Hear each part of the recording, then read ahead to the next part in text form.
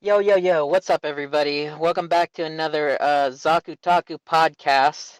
Today we're talking about part 2 of the Zeta Gundam series, or the Gundam Zeta, whatever you want to call it. But, yeah. Yeah, so these episodes are episodes 13 to 25. We left off with everybody escaping Jaburo and heading over to Kennedy Space Station. So, in these episodes, we finally get to see more of our old heroes from White Base. Hayato is what is he? The pilot. Well, he's the head of the space station, isn't he? Yeah, he's like the director. Yeah, it's the director. He's also the head of Karuba, I think, which is a new organization. Is he? Yeah, okay. I think the main thing we should actually say, though, is our boy Hayato married Frau Bo. Dude. Yo, that boy is tapping Frau Bo. Honestly, I'm surprised. Because, you know what? She is pregnant. And she's pregnant, yeah, dude. The guy is not slacking, even for being away from her and all that stuff. He's not slacking. My boy is not slacking, dude. When I saw He's that, doing work. I was like, he's like a man. Like everyone else is not. He's a man. Come on, you heard his voice. That boy, the man now. Dude, that guy's balls dropped hard. Also a completely different voice actor from the original. At the end of or towards the end of Mobile Suit Gundam, we did see like Frau comforting him more because he felt like he was not as good as Amuro. And after getting rejected like 30 times by Amuro, Frau I think finally fell for Hayato. Also, there was one scene, I don't think we talked about it in part 3. Before they went off to their final battle, Hayato went up to Frau Bo and just like did this cool guy lean in. Yeah. So, I mean, it wasn't out of nowhere. No, it wasn't. It was teased. Maybe there was more and if we watched the full series instead of just the movies. But you know. Maybe one day. Very true. Hopefully, we should. Bo with her last name. I thought Frau Bo was her full name. Oh no. Like her first name. What is it now, like Frau Kobayashi or something? Yes, yeah. That is what it is. They also adopted the 3 kids. That was so weird. When they called her like mom, I'm like, how old was she though? She was only like what, 14, 15? Oh, those kids were what, like 4? 4-ish? At most, they're 5? Probably like 10 years younger than Frau Bo is. Frau Kobayashi. Yeah. I guess it's not that bad. It's just kind of like jarring. It's like an older sister taking over the mom role. Literally. Yeah, basically. Wait a second. So they're all okay. I only thought that Kotz was adopted. No, they're all 3. You remember the 3 kids from Mobile Suit Gundam? The 3 little kids. All of them. Oh yeah. Right. Okay. That's all 3. Oh, okay. I thought Hayato was putting in work. Like, goddamn, it was like you guys were really young, and in 7 years, 3 kids. No, they're adopted. No, but yeah, that makes a lot more sense. Can't be having frivolous things happening between what you guys were saying, like 14 years old, 15 years old, maybe tops. Around that age. Camille's 16, and he should be the same age Amuro was. So everybody should be around that age. Right, so we were on the kids. You guys want to go straight in? Before we well, I guess we have to talk about Amuro before we talk about the kids, right?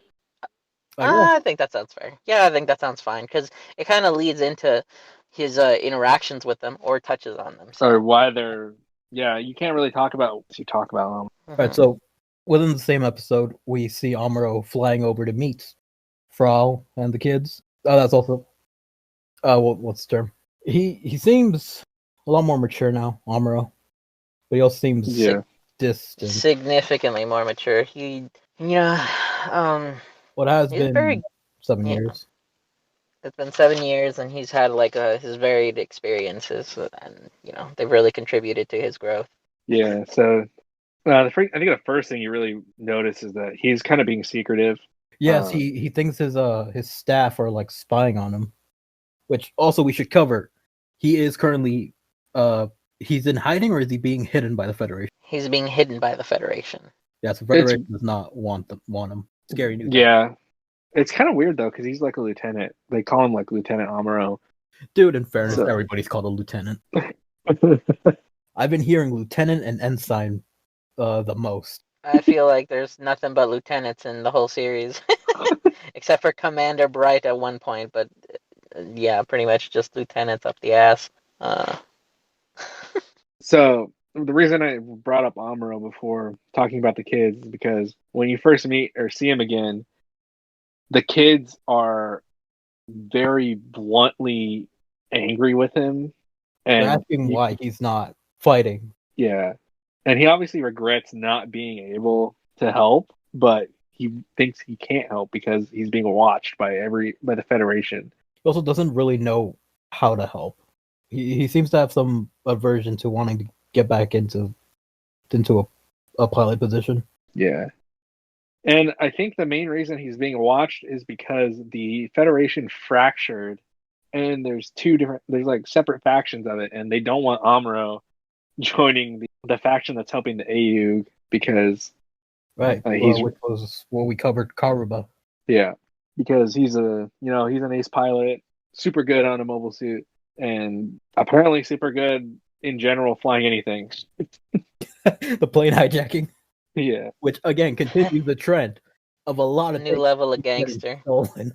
Yeah, but he hijacked this plane in order to help Frabo and the kids head over to Hong Kong or Japan? Hong Kong, I think. I think they were going to Japan, but they had to stop in Hong Kong. Right. If I remember right. So the stealing of the plane showed a lot of initiative for Amuro, since he finally feels like he could do something. Yeah, he was definitely guilt tripped by the kids, specifically Cot. Especially Cot, who we'll touch on later. Oh, we'll get to him. I'm sure both of you have a lot of things to say. I mean, I would be surprised if you didn't as well. But anyways, that's for probably a separate. He gets his own. He'll get his own thing, his own section. So after Amuro hijacks the plane, we finally get he rams it into a mobile armor that's attacking Camille. Yeah. Well, it was attacking the ship. What was the Garuda, which has everybody on it right now. Yes. The dude just kamikazes it right away. Oh. But before that, we got because before that, they're still at the Kennedy space station, and there's a lot of important things that happen while in that area that I think would be important to touch on and bring up. One of the first things is Camille is still unlikable at this point, to me personally. So I know it's fairly soon in the next set of episodes, but Camille is definitely still very unlikable.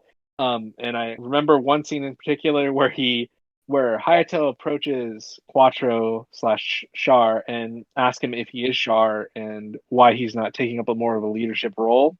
And Camille just randomly punches him for no reason. He's like, if you're Char, you should take responsibility, and just punches him in the face. He said, "You're a coward." Yeah. And then Char also said the same thing. A Yoda moment. He's still young. Yeah, he's still too young. He's being punched across the room. I do still find it. Yeah, he sent his ass flying. That was freaking Camille. That was uncalled for. And you know what? I wasn't vibing with that. No. I was being like, yo, this little bastard is being disrespectful. You know, Char could be on the other side canning them, but you know, he's not. It was that point where Camille did fall off in favor with me for a bit. Definitely, I was in like awe that it was completely uncalled for. Really, yeah. But then again, Char doesn't punish him or anything. He just he's like, all right, whatever. Is he currently the only one who has not corrected Camille? Yes. He's not raised a hand to him. Oh. He's let other people do it and not really said anything. Hayato had that moment, but he didn't do it. Yeah, he was so close. Another thing, so they get into like a battle with some of the Federation, and they have like a new mobile armor kind of thing that like a little turtle thing looking thing. Yeah, and Roberto dies. Dude, I was flared up right there, dude. I was like, yo, my boy Roberto, he just got murked right there, dude. He freaking exploded. Or went out for the It was sad. It was sad. Yeah, and I think you kind of see Camille take that a little harder than normal because he keeps bringing it up. He's like, "Are we gonna do anything for Roberto? Are we gonna mourn for Roberto?" Kind of like when Ryu dies. I don't know if it was as impactful to Camille, but he definitely brought it up multiple times, and that's kind of where I saw a little bit of transition in his character towards a little more maturity. Not too much, but a I little mean, bit. it is a child seeing the death of a friend, even though, I mean, he's killed how many people already? Like 4 or more. Going I back to did. Char, Oh, go ahead. going back to Char, I'm surprised he's still denying it. He doesn't deny it. He Oh yeah, doesn't he deny goes. it. He goes right now. I'm just Lieutenant Quattro. He does it. Yeah. Because he's this is like Nothing his more, third name, nothing right? less. Um, E... yeah, he's like what is his name? I can't remember off the top of my head. But a really good scene in this section when they're fighting is when Opoly, who's like a pilot, a shuttle pilot. He's the other. He's the other member of Char's little trio. Yeah, he runs and they tell him he's got to pilot this like really old shuttle so that they could get into space with like Rekoa, a Yeah, the few other. rest of the crew is trying to get back into space on the Armageddon. Yeah. So I just really liked it because it kind of like Opoly sees this battle taking place. He's waiting for the go ahead to fly, and you just see him. He's like pushing the buttons, getting it ready, and then you can see the moment he's like, "I'm gonna die. Like I'm gonna die, and this whole thing's gonna go with me." And you just see tears coming out of his eyes, and it was just really, I don't know, that scene just really impacted me because I'm like, wow, they like that's something that would really happen. Like you're piloting something that's considered kind of junky into the middle of a dogfight, and I mean you're carrying a really important cargo with you, and I mean this could be it. And he breaks down, and I thought that was I don't know, that scene was really good to me. I thought it was crying Talking because of, Roberto died. that's what I was. That's what I was gonna say. Is that did I misinterpret that? Because I thought that he was crying because Roberto died. I don't I don't know because right before he pulls the lever to launch is when the tears start coming out of his face or his eyes. Hmm. I don't Interesting. know. See, well, I'll touch on it more as we go on with the series. Like probably towards the end, I really have a problem. This is one of the things that I feel like I've kind of had a problem with these older Gundams is that the transition scenes, like from moment to moment, they happen really fast that they seem like they're connected to the other, or they seem like they convey something that I totally miss or that I'll misinterpret. And I feel like it happens because of just like their the old school fast cuts and how fast paced things used to be. They didn't really kind of take their time to pan out scenes like in certain ways. So I end up with a misinterpretation. So Well, that's kind of bugging me. it could have been me misinterpreting it, but I mean, either You way, could I take I it thought both that scene. ways in a sense. Yeah. I also wanted to point out something that I thought was really interesting and kind of cool to just the realism of it. The mobile suits can't fly on Earth because of the gravity, and I think it was like really pointed out in this sequence of events because we see the Federation coming in with their Hyzacs and stuff on these little like I don't know little plane things, and you notice that like Camille and Char can't fly and they can't get up to them and stuff, and they have to destroy them so that they land on the ground, and only the mobile armor can really fly. It's interesting that they still can't fly on Earth. And when you think of Gundam, or when I think of Gundam, kind of because I've seen a lot of the newer ones, they can fly on Earth fine. But in these older ones, the technology is not there yet, and they portray it by having mobile suits fly on these little flyer things. Those little flare things are kind of cool though. Yeah. That's interesting. So when it comes to that, like now that you bring that up, it kind of reminds me of a moment in the movies that we watched of the old Mobile Suit Gundam, the first series. And you guys mentioned that they make kind of like a little bit of a big deal that the original Gundam was able to fly and perform midair combat basically. Um, is that kind of like, would you say that like this kind of like carries over into the consistency of why maybe the Gundam itself, not necessarily in this series, the original Gundam was probably like the mobile suit. I mean, like the Gundam mobile suit, the RX-78. Like why it was, I guess, really good, or is it kind of a different thing? See, I don't know if that was just like a miss. I don't think it was a misdubbing. I just don't know if it Script meant. error. Yeah, I don't know if it meant that it could literally like fly, because then again, we never see it really fly. It just like kind of jumps in the air and kind of like has the boosters go, and so it's able to fight a little bit better than the Zaku's and stuff. But then again, it could be that the Gundam was just superior, because the Gundam Mark II isn't necessarily too much of an upgrade, if an upgrade. At all. Yeah. So now we can go back to Amuro with the plane. Alright, so Amuro kamikazes his plane into the Amuro Thug Life.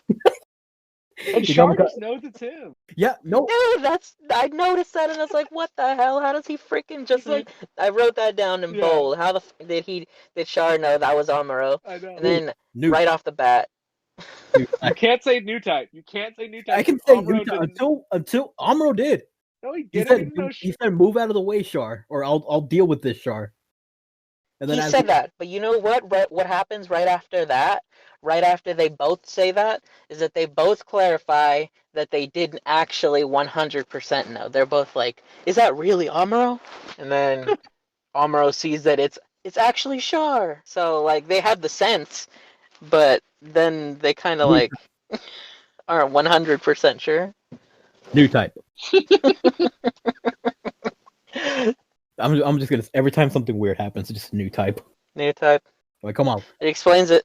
Right. So as we mentioned, this time around, the fated reunion between our two rivals of Char and Amuro, and Char takes it a bit better than Amuro does, or at least not as antagonistical, aside from that one little scene. Yeah, I was waiting for that to happen, and I thought they were both going to be kind of, because Char's been talking about Amuro this whole time. So when they actually meet, I thought he was going to be mad, because he keeps bringing up Lala and then Amuro, and so I didn't know how he was going to react. But he's just like, "Okay, well, you're here, and get in a mobile suit right now and help us out." Considering at the end of Mobile Suit Gundam, where Char was pretty much blaming Amuro for Lala's death, Yeah, which is fair. Yeah, I kind of thought there'd be more of an antagonism between both of them, but it's mostly I like just how. coming from Amuro. Yeah, I like how it zooms in on the scar when they meet. I thought Char was being a troll. He's like, Amuro's like telling him, "What's your reason for returning to the Earth sphere?" And Char's just like, "I came to laugh at you." It's fucking great, man. Yeah, but you see also that Amuro respects Char, because when Beltachika comes in there and says something about him being like, oh, he has like enjoys an odd fighting. aura. He's Yeah. not aura that he enjoys fighting, and then Amuro just straight up, that man is peaceful. Yeah. So you can tell that he respects Peaceful. him. A guy that just murdered an entire family 7 years ago. I was actually gonna say that they have like a strong frenemy bromance going on. Yeah, it's Like definitely. every time. Oh, Yeah. Oh no, I was just gonna say like every time somebody says something about the other and they just happen to be around to hear it, they usually end up defending, you know, Amuro or Char or whoever's the one that's there to defend the other. They're doing it. Yeah. Like, oh, don't. Like Amuro got butthurt when Baltachika was saying something about Char, like when they met, and then he got triggered and he just like left. He got all pissed. And it was funny. When Beltachika first appeared, I thought it was Sayla coming in. I did too. I was like, that's what? Yeah, Sayla's here. That's cool. It's going to be kind of awkward because Char, Amuro, and Sayla. And then I'm like, oh, that's what? Beltachika, okay. But she's like instantly like on Amuro for I don't know why. Like, there's really no reason for it. He must be good looking or something, because he's on top of him like right away. Hey, come on. He's a main character. Gotta be handsome. Well, we initially started talking about Amuro, and that is what kind of just like say some of the things that I wrote down on him. Basically, I wrote that he still bites his thumb, which was funny. Oh, does he? I don't think I I noticed didn't even that. notice You that. liked it one time, like when you first see him, when he's at his place and Frau just had shown up. He's out there thinking like right before Katz shows up to Bully him. sling mud at him basically. Basically, And he's very considerate of them. He's like he's offering her pretty much anything that he can do to help her. And for I don't think we even really pointed this out, which we should have, but he's finally super nice to Frau. Yeah, it's true. And I like his voice. His voice actor, he's he's good. He's Yeah, very tolerant because he kind of just takes everything that like all the criticisms that the kids give him and all the shit that they throw at him. yeah. He takes it pretty well. He's Sure, definitely he kind of gets matured. yeah. Oh, and he always stays strapped with a piece. The same one he used to to fight Char with, apparently. uh, and yeah, it's just he has a great respect for Char, and their end game bromance. so can we talk a little bit about one of the things that I found disappointing with Amuro? What? So after he joins up with the crew on the Garda, Yeah, he doesn't want to pilot immediately, or like he can't get into a mobile suit. I assumed it was going to be PTSD, which it looks like it, but that that whole point just completely drops after he gets kissed. Yes, it does. hey, I mean, you that need some just gives him motivation. motivation. Yeah, Yeah. But something that Baltachiko or what I think it was her, or it might have been somebody else, but they basically noticed that Amuro just kind of has a fear of fighting in general.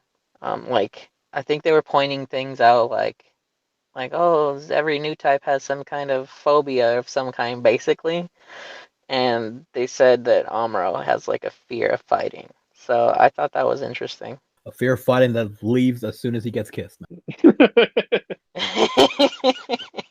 Like I was expecting like some passing of the torch between Camille and Amuro, because I thought it was gonna be like I can't fight.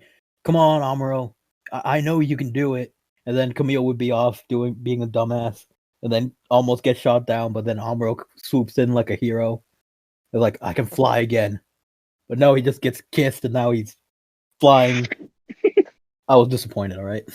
so, we also in this scene, like right after the whole Amuro and Beltachika, the reason that they have to get into the mobile suits is because the Federation attacks them again, and this time they mentioned something that they haven't mentioned before, which was cyber new type. We barely even know what a new type is. Now we're just throwing cyber new types at us. Yeah, and I think the explanation we kind of get is that they're like mind wiped and programmed, I guess, in some way to have these new type to not psychic abilities. and to not have like emotional ties or something like that. Yeah, so the first one we encounter is Mark, take Rosa it. Maria, who is best girl in Zeta Gundam so far, and I don't think can be beat, even though she's only in there for like what, half an episode, Such a fucking tragedy. and potentially die. I have no idea because Gundam for some reason doesn't like to kill people. They just eject into like new typeness and fade away, I guess. But One thing I want to bring up with this chick is she Pistol Player. mentioned she mentioned having dreams about colonies being dropped, and that's what the AU wants to do. Mark, you mentioned to us privately about a colony dropping. Could you give us that spiel right now? Yeah, so colony dropping comes up a couple times in this, and I think it came up in Mobile Suit Gundam as well. It gets shown, but it never really gets talked about. Yeah, they never. And why it's such a big deal is we didn't want to go in. We didn't know if we wanted to go into it because it doesn't really get shown until later. I don't know if it gets shown in the original Gundam series, but in the compilation films we watch, it doesn't. So what happened was Zeon took a colony and dropped it onto Earth, I think wiping out the majority of North America. So every time they mentioned San Francisco, and they said there's not a city there anymore. Yeah, so colony dropping is, I guess, a weapon that that gets used, which is crazy because I mean you see how big those colonies are. They're like states, I guess, state size. Yo, I gotta use that term every time I go to the bathroom. Like, yo, I gotta go drop a colony. I'll be right back. So we can't really talk about Rosa Maria without bringing up the. Is this where we? How fine she is? Yes. Well, yes, you're her right. character design is amazing. Yes. It's really good, but jaw drop, blue-haired beauty, best girl in Gundam, rockin'. She bad. Weren't you saying that about Rekoa? Shh. That was until I saw the light. So she gets taken out by Kotz, who steals a mobile body. suit. Fucking Kotz. Right, so again, with the random stealing of mobile suits and planes and all that. Yeah, he actually steals the Gundam Mark II and gets it somewhat destroyed, which is frustrating for Ayug, but he destroys himself. He's crashing all over the fucking place. He can't even drive the He's fucking randomly thing. shooting and almost hitting Camille. Also like that is Camille telling him to be more responsible. Exactly, and I think so. I wrote down that I feel like that's kind of a point in which Camille's character takes a turn for the positive in my eyes, because he has someone who's worse than him in almost every way, shape, and form. So he has to become more mature to deal with this terrible character. It's essentially to say that, hey, I'm not as bad as you, so I'm better. But we'll save the Kotz stuff for the end, I think. After Rosa Maria gets taken out, we also see Mirai.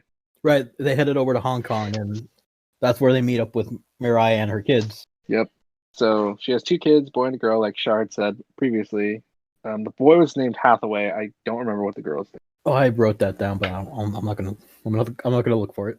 But I did. What was the point? I did mention that they seem to like the only actual good kids in all of Gundam. Like they don't do anything bad.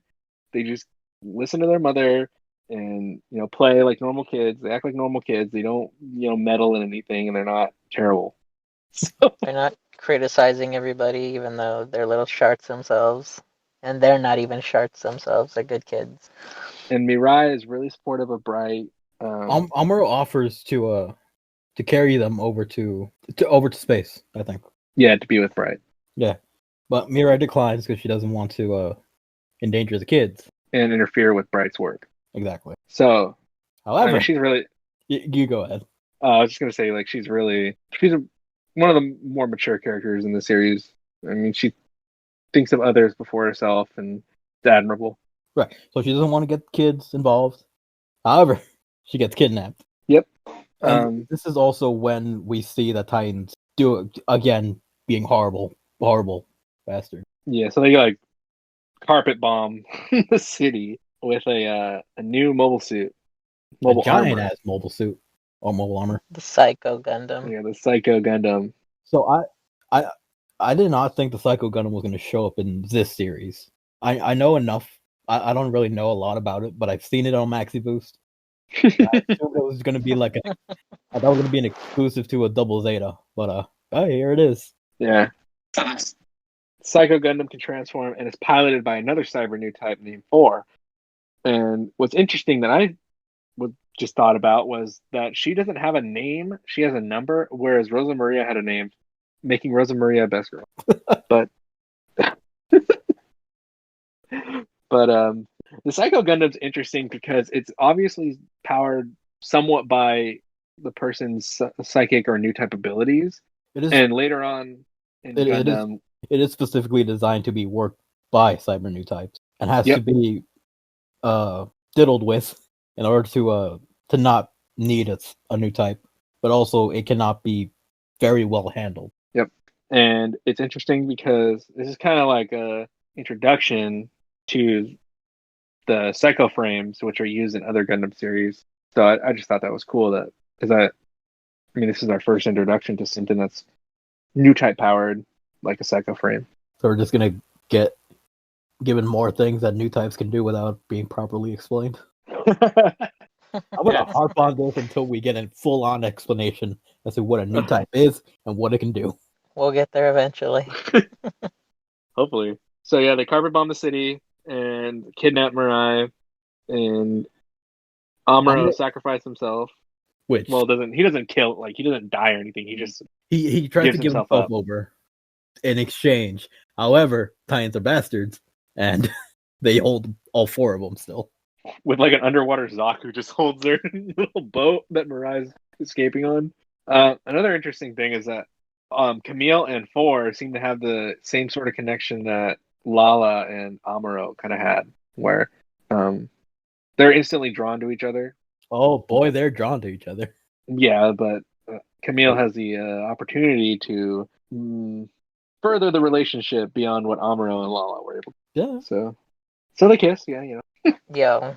Camille does try very hard to win her over to his side. Yeah, he's like claiming her raspberry lips. He's trying to seduce her. He's trying to work it. He's trying to work his magic. He's getting in there. He's playing all the cards. He's playing the empathy card. He's Yeah, but she originally tried to trick him, which is funny. Like she came in there like playing on his emotions to try and get some information about the Ayug and stuff out of him, but then she activated his trap card, and he charms her. Ended up the other. Yeah. So, although sadly, she did not end up joining the crew, and it took Amuro and Camille to. They didn't even win. She kind of gave up, didn't she? Yeah. So how strong is a Psycho Gundam if both Camille and Amuro can together bring it down? Well, we don't know because Camille was holding back heavily and she was holding back heavily. So, and he told Amuro to hold back. So he and Amuro did. So we don't actually know how powerful the Psycho Gundam was because everyone was holding back because they didn't want to attack each other. Oh boy, but speaking of which, during that whole confrontation, I thought it was hilarious how they were just how Amuro was criticizing the hell out of Camille. Yeah, and I think like he's not using the right tactics. Yeah, it is after this point where Amuro tries to do a bit more of a mentorship to Camille. He tries to advice, especially with the his relationship with Four, since it mirrors him and Lala. Although at first he does say to avoid her. Yeah, because he doesn't want the same thing to happen. Because he's devastated by Lala's death. Like, kind of ruined his life. So. It is weird though, because at the end of Mobile Suit Gundam, he says that he can talk to Lala whenever he wants. So it seemed like he was accepting of it and happy, but now he's completely distraught over it. Yeah, and by the way, throughout this whole sequence of events, Beltachika is I think she's being annoying. She's like nagging, and she's all up in his business. That you brought it up. Yeah. No, yeah, Beltachika, dude, I just started writing her down. As freaking annoying tramp in my notes, even though she's not a tramp, but I mean, she was bugging me, dude. She was just all over the place. She keeps clinging on to Amuro. She keeps bugging him. She keeps asking him questions. She keeps telling him, "Oh, tell me all your feelings, everything."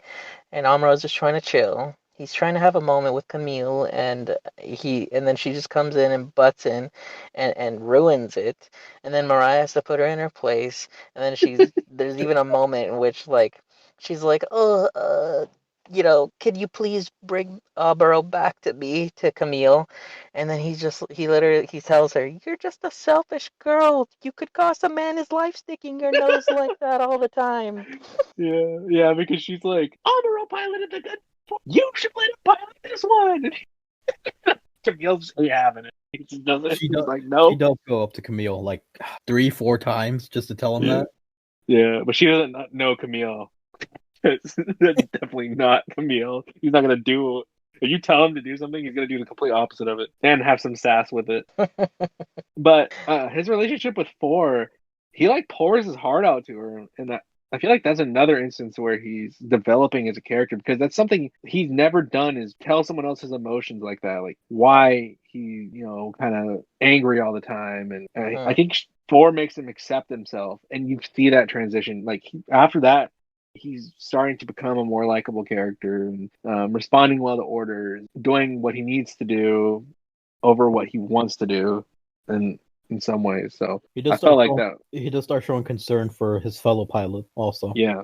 I like that aspect of their and dynamic of their relationship, because she kind of awakens that, side of him that he hid away and used and lashed out at people from. Yeah, really bore his heart to her. And I was kind of happy to hear that him bring up the whole name thing again, because I thought it was funny that he brought it up in the very first episode. He's sensitive about his name, but here it actually played like a nice emotional part into him bearing his soul to 4. It was made for a good moment, a good character moment for him, a good relationship moment with other characters. It was good. Yeah. And you instantly see it like taking effect on him, because I feel like Camille before this would have tried to like grab for and bring him with her when she was, self-destructing on the ship. But new Camille, he realizes that she made that sacrifice. So if he doesn't take this opportunity, her death will be in vain. And he realizes that and goes along with her plan to get him to space, which is where he goes.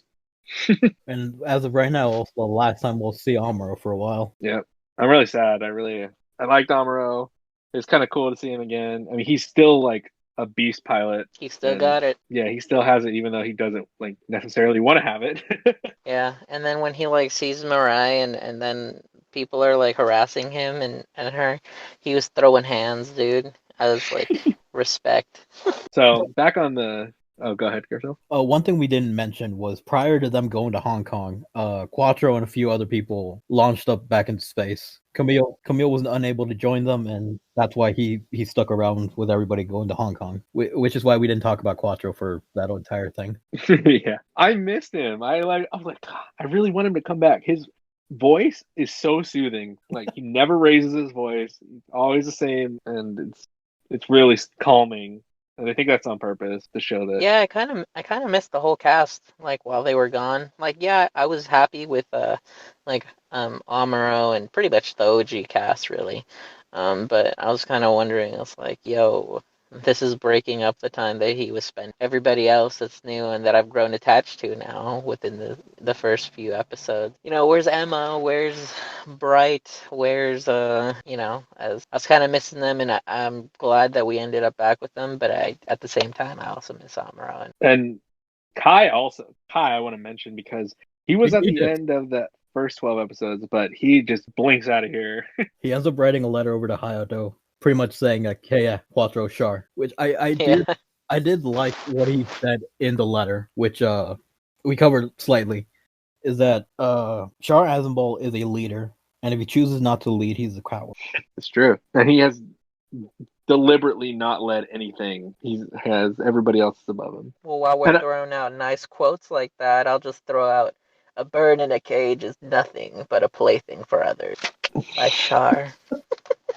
Not relevant, but I like it. So I want to pose this question to you guys, because by bringing up the fact that he doesn't want to be a leader, it kind of makes you wonder, is he doing it purposefully because he thinks, well, I want to say before this that he mentions that the remnants of Zeon might be out there because for whatever reason, there's still people out there that are clinging on to that Zeon ideology. And Char Aznavour was kind of like a face of Zeon along with the Zadi family. Do you think he's intentionally hiding his name and not becoming the center of the AU because he doesn't want the remnants of Zeon to cling on to him and like a new leader? I mean, considering the fact that he killed 2 of the zombies, I don't think the Zeons would be happy to. I think they would try to attack him more frequently. But do they know that he did that? Like they don't. Nobody knows. Yeah, nobody knows that he did any of that. Nobody knows that he killed the first dude. I forget his name. Or the chick. Didn't they explode? the ship that Yeah, they were on. the entire area pretty much just blew up. So The Yeah, so headshot, right? so nobody knows he did that stuff. So I mean, that could be a reason why he's covering his name, because he doesn't want them to like idolize him as some sort of joined the AU for wrong reasons and just problems. Oh, that's hard to think, honestly. Just a thought. Yeah, it's something we should hold on to in later episodes. Yeah. But one of the things before we move on, just to stick on to Char. So he was an enemy to everybody on White Base. So why is it that Kai and Hayato seem to have so much respect for him? Well, doesn't Kai blink out of there because he knows it's Char and he can't work with him? He doesn't want to work with him because he's calling Char a coward for not leading. I think they realized that, because didn't they realize that Char was the one who was taking out the zombies? He hated them because Sayla Moss is his sister and knew that the real Char would not be part of the Zeon forces, and that he was actually doing it to get back at the zombie family. So she could have told them all what he was really doing. Yeah, I was gonna say, I was like, with the headcanon right now, we're gonna enter headcanon territory, and that that Bright shared all the things that Sayla and Char were talking about during that one moment that he heard them talk, and then everybody else got told. I'm sure Amuro's probably vouched for him too with how he talked about him. Yeah. So it seems like they have some sort of respect, and they might know that. I mean, that could be why, but I don't think there's any. They don't ever tell you why. No, let's keep an eye out. All right, so once Camille joins up in space with the rest of the Argama, we're told that Quattro, Fa, and Apoli are away. So we deal with Camille and Emma, who I would like to say in this part.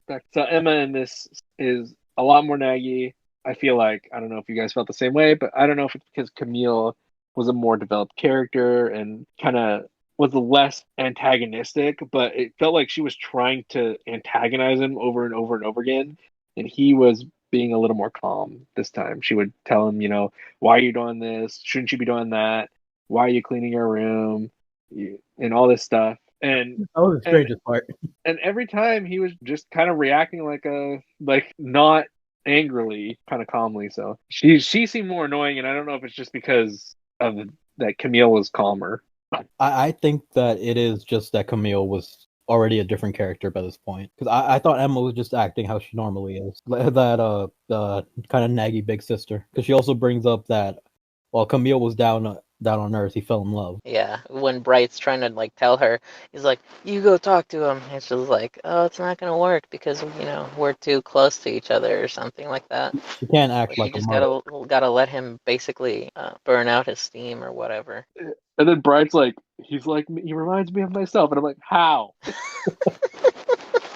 Hey, maybe some point there'd be a Bright backstory, and he's some type of wild child. There's no way. He is so calm and kind of a commanding force. So I don't see him being reckless, and he's never acted like that. Get in the Gundam.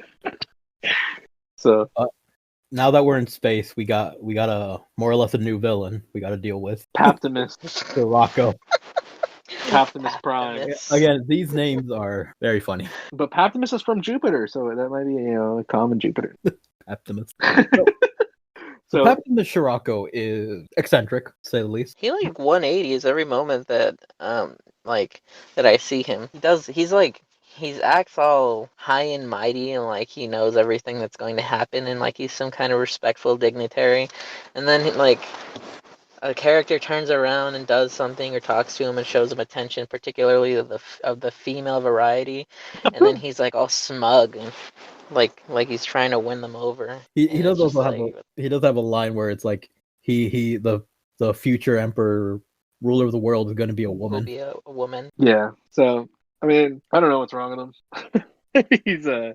I'll tell you what's wrong with him. His name is Paptimus. He does have some moments where he says he feels the enemy or something like that. So, maybe he's a new type. Maybe he's a cyber new type. He's a cyber new type. Maybe he's a new type somewhere. He's definitely messing with Jared too. Right.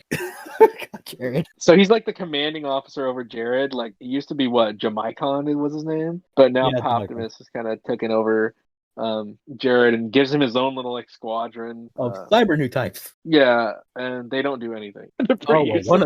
One of them does something. Well, yeah, but the other they save him. As a whole, They're kind of useless. Jared is also coming off a whole lot more aggressive this time around. Yeah, and less like respectful of the Titans. Like he does not like Jamaicon. He doesn't like Pathimus. He's kind of He still follows orders. yeah. Well, But he's kinda. still high and mighty with the Titans all the time, though. Still, like when he's like locked up in that room with a bunch of civilians, they give him the real deal. They spill the tea, and they tell him what's up. They're like, "Yo, no, the Titans are pieces of shit," and then he gets triggered instead of tries to actually understand their point of view. Yeah, but Jared's an asshole, so that's normal. True. So they have like kind of a squabble in space, and then we just like it's kind of at like a kind of a standstill. Jared and his little team has some weird transforming mobile suits and engaging Camille and the Gundam R2. And did anybody get the name of that chick that was with him? one of them was Sasha, right? Oh, not his cadets. The woman that's been. Oh, the green-haired lady. I don't know. No, I didn't. I've heard like more Mao or something like that. No, yeah, I didn't remember her name. She didn't really do much in this part. She was kind of crushing hard on Jared. Yeah, it's really weird. So they're fighting, and then we just out of nowhere, Fa comes in and Opoly. And Fa's like freaking Hawkeye. It's like snipes Jared from like a million miles away. And this is where we get the titular Zeta Gundam, which comes in as a plane. And we only see it as a plane for this episode. Yeah, we see it as is Wave Rider form, which is cool. It is cool. Yeah, it's pretty cool. Yeah, they take out the new mobile armors and they just land back in. Then is this where Camille starts being more sensitive to Fa? Yes. Is this when he kisses her? Basically like right after they get off from there. Yeah, so Camille says that he wants to hold her for a little bit. But prior to that, there's this little animation that looks like he's kissing her. And then he probably instantly regrets it because Fa is horrible. Fa is like she wants to be more useful, so she decides to be a pilot. But she becomes more useless. She was better handing out meals than she was a pilot. Well, she hijacks a Rick Diaz and needs to get saved. Then she just ran up. She pilots this new unit that they get. I did not catch the name of it. It's supposed to be Rekkoa's unit. And she just jumps in it, and she's like, "Ah, I beat you there!" Like, thanks, Haro, because Haro Haro trips her. Then she just steals it. And it's like, dude, you're useless. Also, while she's piloting that thing, she breaks a window into the city there right above, and brings the fight inside. Yeah, inside of what was it called? The Von Braun City. Von Braun City, yeah, on the moon. He just endangers the lives of thousands of people. Opens up like an airlock in this town, in the city, and everybody needs to get gas masks and head into a enclosed area. Yeah, because she's so reckless. I don't know if they're intentionally bringing in characters that are worse than Camille was at the beginning, just to make Camille seem better. But Fa and Kot are horrible characters. Yeah, Fa was getting jelly watching Camille talk to and anyone really just have a conversation with with mostly anybody, but specifically I'm referring to the moment with Emma, when she's like she's barking at Camille like, why are you cleaning your room? He's like, oh, because the robot can't reach the corners. And what did he say? If I die, I want to die with a clean room or something like that. Yeah. Yeah, he did. Oh, and she's like, what if the alarm started going off and we got in a firefight and your bed's in the middle of the hallway and it's a safety hazard and all this shit. Yeah, she's annoying. But yeah, Fa's like eavesdropping on him. She's always like creeping on Camille, and I don't know, she's just really unlikable. She also quickly angers with Camille, and Camille's just really trying to look out for her because he knows the risk of being a pilot. Yeah, she never gets in trouble. She always like does dumb things, and they're like, okay, well, we'll train you. Okay, we're gonna train you on that next time.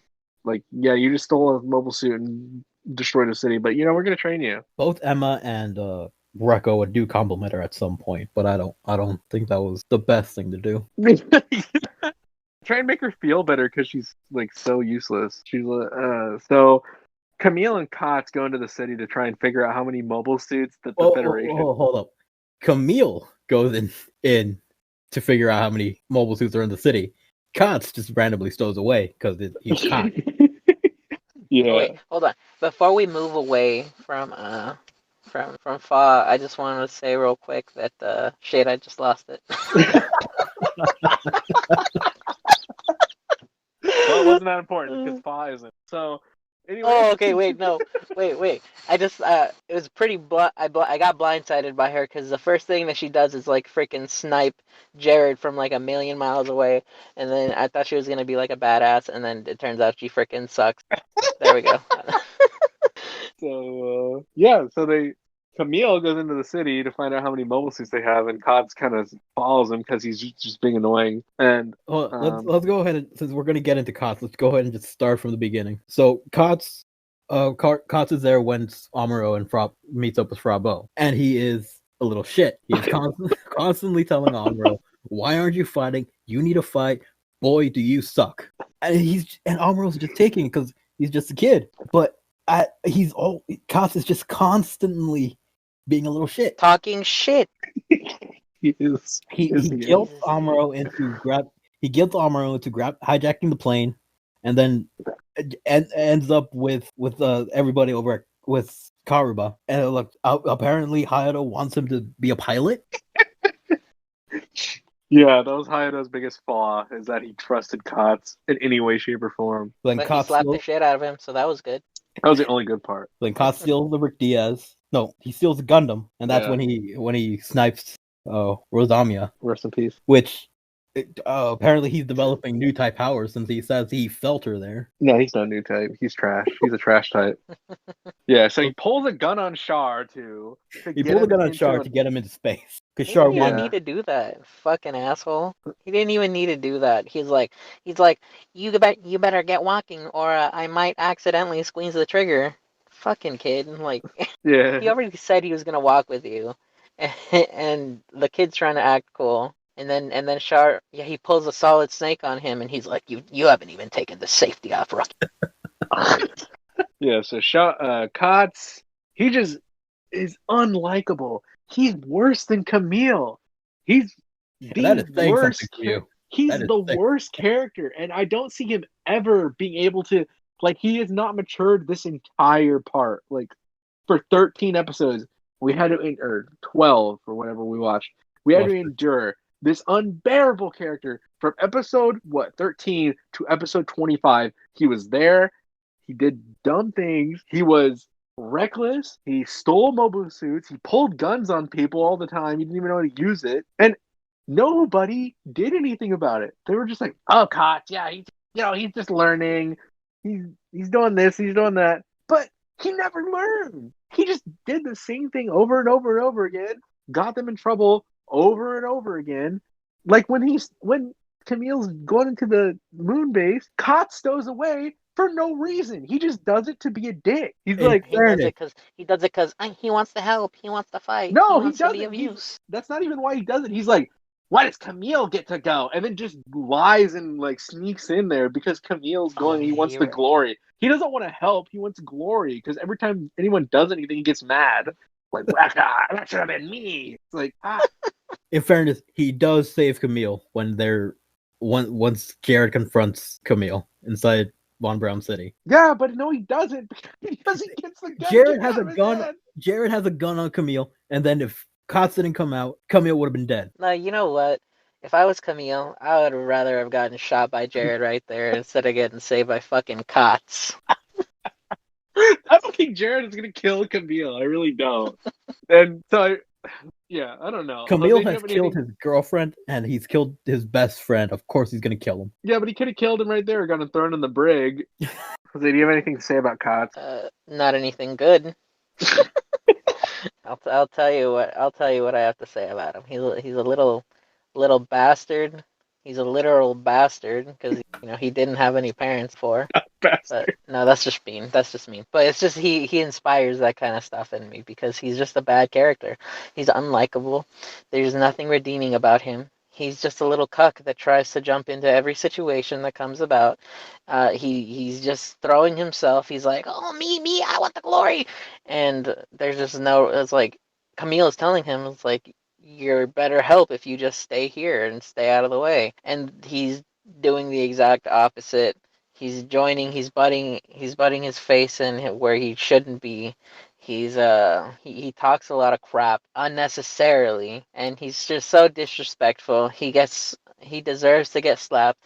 He deserves to get thrown in the brig. And then, oh my gosh, because somebody was being nice to him, he basically got catfished into letting the prisoner go. And that was No, ridiculous. he All was right, immediately turned on by her, but that's something that Yeah. happens let's right get after. let's This get in. boy, he needed access to the internet at a younger age because he never grew out of he never grew out of like just like the little things. He got worked like a kindergartner.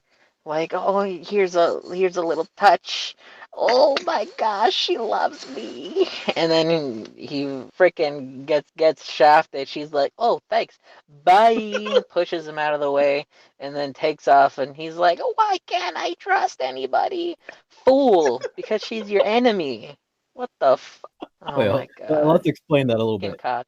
So one of Jared's team, what was her name? I think it's like Petty Sasha or Officer Sarah. something. Sarah or Sasha, I don't remember. Right. So she Petty comes in. officer new type number 2. Yes. So she comes in with a white flag saying she wants to leave the Titans, and she has information, which the information does prove true, that mobile armors are weak at the bottom or underside. And that they're trying to drop a colony on Von Braun, somewhere else. Granada. Granada, yeah. So she comes in. Everybody is like, "Oh, okay, she wants to defect, right? Let's let her join, just like Emma." Okay, sure. But a Kotz comes in and like just falls in love, like love at first sight. All right, okay, he's a horny little teenager, right? So when they're in the middle of a fight, he brings her a spacesuit, and then So that if anything happens, she would live. well, hey, she's probably gonna join. That's probably what he's thinking. Aside from, hey, maybe I could get lucky. But as soon as she puts it on, she starts sweet talking him, and oh, Kotz. On my notes, I did like Kotz brings her a spacesuit while she's talking. Kotz, no, god damn it, Kotz, because she pretty much tells him, "You can pilot my Isaac," and he's like, "Dude, I can do it." Well, I never piloted an Isaac, but I really piloted a Zaku. So, God. So he takes her, and the boy gets fucked.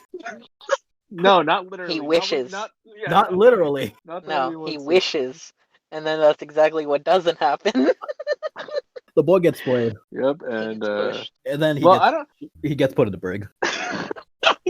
And then he gets put in timeout like the fucking child he is. I don't know why. Like, what was her intention? Was she actually trying to defect, or why did she go and give them accurate information and leave? They mentioned that the colony dropped is something that Paptimus does not want, but Jamaicon Yeah, does. but Oh, yes. Sarah is more on Paptimus' side, so she goes over to give them information to do that, which they then go over to try to change the course of the colony, which is that's where they get the information on how to beat the mobile armors that they were fighting at that point. Because she tells. Yep. so, so this time we get to see more of the Zeta Gundam fighting. So what? We mentioned it, but what do you guys think of the Zeta? I would like to know that. I think it looks cool as fuck. I mean, it does look pretty sick. When it transforms into its Wave Rider form, or when it just transforms into its mobile suit form, it's always so cool. Yeah, I like how it has we haven't seen it use the beam sabers, I don't think. But I think he used it once, but that's about it. I just like how like the head's slim. It's got a big old backpack on it. It's got really like cool looking legs. I don't know, and it seems like it actually seems like an upgrade. Like when the Gundam Mark II, you're like, whatever. But the Zeta, it's like destroying everything, and they can't even hit it. The Zeta's pretty cool. I thought it looks, to be honest, like you guys have been sharing like pictures of like that kit with the Zeta, and I kind of think that it looks even cooler in the show. Yeah. Kind of reminds me of a little bit. It's like tall and has this like lean figure. It kind of looks like a Megazord almost. Maybe a little bit of a Transformer, but maybe that's just because it turns into the plane, the Wave Rider form. But it's a cool looking mech. It's a cool looking mobile suit, and then it has like a rifle, and it holds it like Master Chief holding the assault rifle in Halo. Like it looks cool. Yeah, I think it looks like a new suit, like a new model. Like whereas the Gundam Mark II just kind of looked like Like a repaint. yeah, just like a reskin. This is like DLC. Premium DLC. Yeah, it's This is pretty this is cool. what an upgrade should look like. Yeah. Yeah, it definitely looks stronger than everything else on the field, and I think that's good. Like As of right now, what? it is currently the strongest. Yeah, and when we see like the Gundam Mark II fight out there, I mean, it doesn't. To me, it doesn't look like anything threatening, anything really like super cool. It just looks kind of like another mobile suit, like the Rick Diaz or something. But when I see this out there, I'm like, dang, that's a Gundam. That's overpowered compared to everything else. But again, we should mention that it is mentioned that the Gundam Mark II is no different from a regular mobile suit at this point. Yeah, I thought it was cool how Rekoa got into it and she was piloting the Zeta Gundam. she like flies it to Camille. Go give this to Camille. All right, here it is. And then something that was neato burrito was the dude that she was fighting. He like can instantly tell. He's like, wow, did this person just get like 10 times better? So so Camille has to be legit. Yeah, I mean, seems like the Zeta is his element. Like this is his build, and he knows how to use it.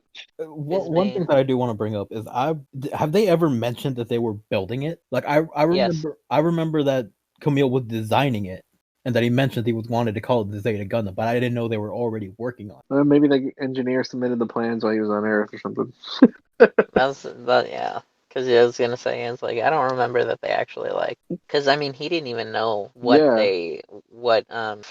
Fa and Quattro left for. He just knew that they were gone, and then out of nowhere, Fa comes back with the freaking Zeta gun. And I think it's interesting because he's like, what? Wait, the Zeta? It's already done? She's like, yeah, and then she said they're already starting to mass produce it, which is like an interesting little thing that I don't know if it's going to be more commonplace, but I hope it's not. I hope it's kind of Camille's thing because it's pretty cool that. Did she say it, or did she say like Gundams or mobile suits? I thought it was because I thought she was referring to us. Like in general, they were mass producing mobile suits, but not necessarily specifically the Zeta. Well, I mean, they're talking about the Zeta, and then she says that, so kind of assume that. But I mean, she might have been talking about mobile suits in general.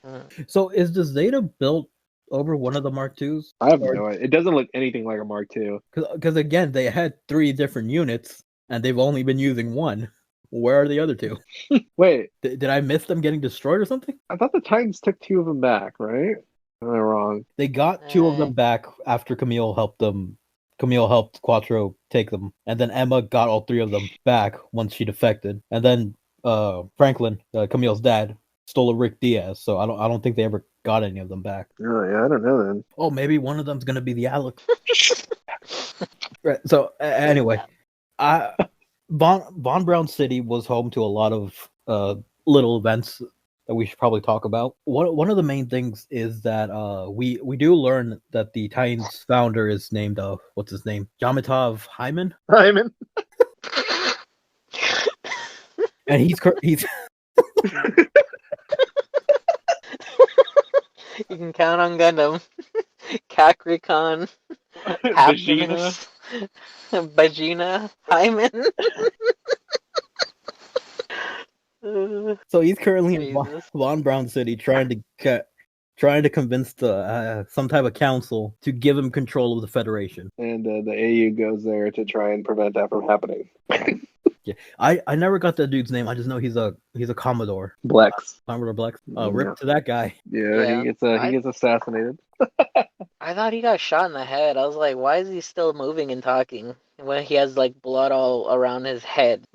But I don't even know how maybe he got shot in the stomach or something, and he just blood out of his mouth and somehow it seeped out of the back of his pores on his head. I don't know. So Char is there during his last breath, and Commodore pretty much tells him that the AU needs Char Asimov. Hype. Let's see. He's been denying being Char for 25 episodes now. Yeah, but now Blex asked on his deathbed. He's got a deathbed wish. We need you, Shaw. So yeah, that's interesting. I want to know how that's gonna end up. We also get that one, the captain of the. The Argama. Yeah, he's trying to get with Emma. Henkin Beckener. Dude, I thought Emma was swinging the other way. I think she meant Didn't this guy girlfriend know as in about like it? friend. Oh. Well, no, Because Then she totally doesn't seem interested in him. but then she Is it does. because he's crusty? She Does she? does afterwards. Yeah, doesn't she say Oh. something? Like she opens like a fortune cookie or something, and it says like you're gonna get married soon. No, but I mean, well, yes, but does that really seem like she's interested? Then after she reads that, she's like, "Oh my God, enough Maybe of she's this." thinking about it. Also, She's prior to thinking that, about she it. also says that her conversation with him was awkward because what was it? Beckener was saying like it'd be dangerous if she kept going out because of radiation. She might not be able to bear children. And she's like, bear So like, children? oh, I'm not planning on even getting married. He's like, you're not what? But what about that gift I gave you?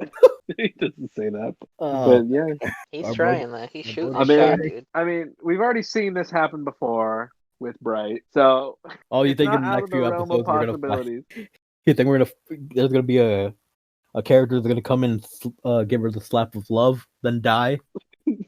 No, I just think that she might end up with him because Mirai kind of like the same way towards Bright, and then they ended up together. So Yeah, but Mirai and Brian Yeah. were a lot more somewhat chemistry. Closer, yeah. Emma just thinks it's awkward between them. yeah, but she's also young. That was the next thing I was gonna say. I was like, isn't this dude supposed to be like in his 40s or something? And trying to get at Emma, who is what, like maybe just a little bit older than Camille. Dude, you had a beard when you were like 10 years old, so I mean, he could be pretty young. You never Could be in know. his I late did not have a beard when I was 10, anyway. Well, either way, you gotta respect the hustle. He's shooting his shot and, multiple times. It's not working, but Boy, at is least he he's trying. trying. Boy, he's trying. Yeah, so in the end, we see that they are actually able to. At the end of this part, episode 25, they're able to deflect the colony from dropping on this Granada. on Granada City, but it still strikes the moon, and it's huge. I mean, No, don't worry about it. Don't worry about it. I don't know how It it didn't fall on the city, so There will I be- guess that's what's important. No Yeah, aftershocks, no damage. And I found it. Yeah, you remember that conversation with like the what is he? He's like a donor or something to the AU. Wong. Yeah, Wong. I mean, he has like genuine faith in the AU, which is kind of cool because he's kind of like a sleazy character at the beginning, beating up Camille. But he actually like believes in the cause and he wants everyone else to. So he doesn't let the city be evacuated because it will make the AU look unreliable and weak. And he trusts them to get it done. And I mean, they do. And so good on him for. Well, I mean, I guess not really good because they could have colony dropped. They could have failed. The city. They could have failed, and they all would have died. Yeah. Hey, if everybody's dead, nobody can be mad at him. I mean, But that's not wrong. they succeeded, so that was cool. I mean, it was cool to see that interaction just to let the audience know that this guy's not like super sleazy. Not a child beater. Not just a child beater. Well, I mean, it kind of shows like he has some real convictions within the AU. Like he really believes in their cause, and because I kind of thought maybe he would seemed like he might betray him or something. Just the attitude and like the portrayal of him. But no, he's ready to go. He's ready to defend and really devote himself to the AU, which is cool. He sure doesn't like Amuro though. He's too into himself. Why would you take his advice? Oh, and then we Yeah, also he's like see bagging that, on him. oh, Oh no, go ahead. I was gonna say we also see that the Titans get control of the Federation. I brought that up earlier. No, you said we're in the meeting for it. Oh, right. But after, I forgot to clarify that John Top did get it. yes, they did get it. So The I feel remnants of the Federation without the Titans are no more. like Paptimus is gonna be kind of the main villain though, At least for the next few parts. because he's definitely like worming his way into. He's messing with them, like kind of like he's playing chess with the everything. We also haven't seen Commander Bass for a while. I was Yes. about to say, it's like, where'd that asshole go to? I hope we get to kill him, because he's on the hit list, dude.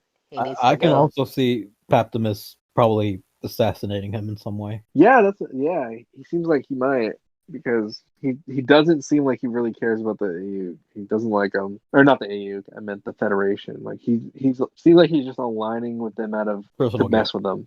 Yeah. Okay. I think we can end it here. Yeah. So Now I can finally watch the next part. Right? Now I can finally, hopefully, no, I'm probably destined to still hate Cots. I feel that something big has to happen in order for any of us to like Hot. Yeah. Mark, you're already starting to liking Camille. Yeah, Camille's turning. Camille's transforming into a much better character, much calmer, much seems like he's making more intelligent decisions and not lashing out and reacting like on emotion, kind of thinking things through. And I think it has to do with 4. Dude, I'm telling you, the girls keep doing something to the guys. I mean, Jared had something going with the whole thing after Lila, but then I don't know. Now he just forgot and he's over it and He he's just a forgot. cock again. He still wants revenge for her, but he's got a new piece next to him. Boy, is Jared Yeah. lucky with women.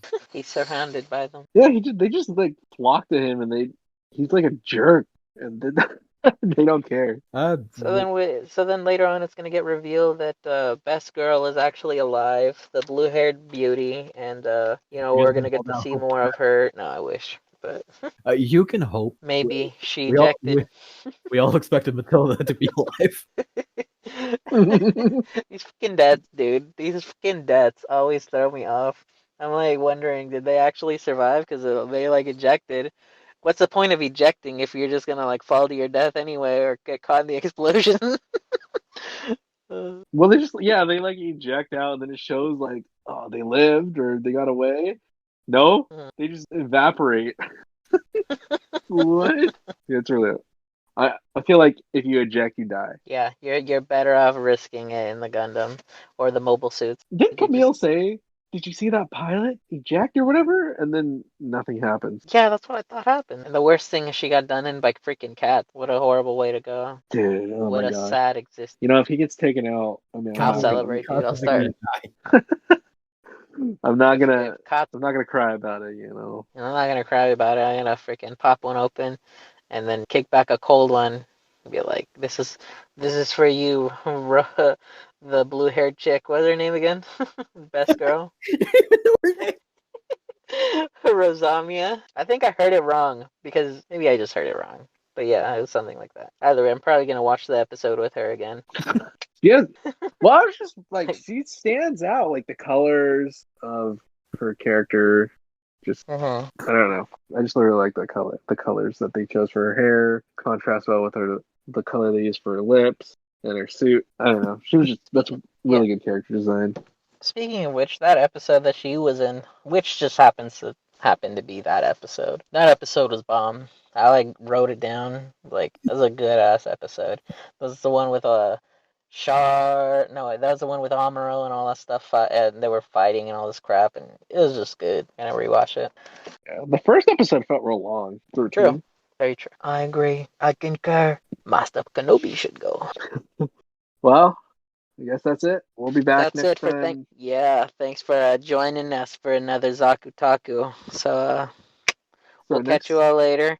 Keep loving Gundam. Next 12, we'll be back. Next 12 episodes. Right. See you then. Let's go.